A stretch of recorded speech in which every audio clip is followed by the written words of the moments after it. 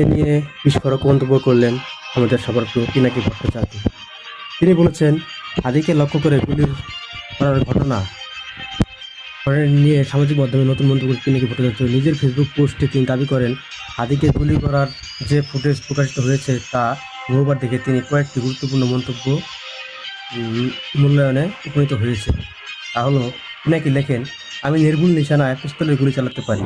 যারা আমাকে গুলশান শুটিং ক্লাবে প্র্যাকটিস করতে দেখেছেন তারা জীবনে জানেন আমার নিশানাটা কতটা নিখুঁত।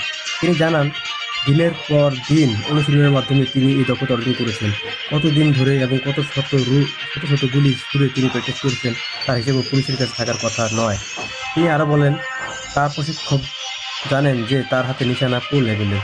সেই জায়গা থেকে যুক্তি তুলে ধরে পিনাকি বলেন যে সে সে আমি চলন্ত মোটরসাইকেলের পিছনে চড়ে চলমান একজনের মাথায় নির্ভুল নিশানায় গুলি করতে পারবো না। এটার জন্য সুপার ডুপার প্রফেশনাল লাগে, সাধারণ গুন্ডার কাজ হতে পারে না। সবশেষে পিনাকি লেখেন, তাহলে বুঝলেন কে হাদিকে গুলি করেছে।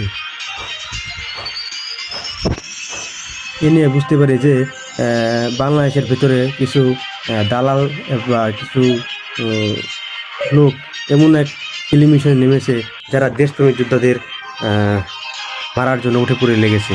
কারণ তারা চায় বাংলাদেশ কখনো মাথা উঁচু করে না দেয়।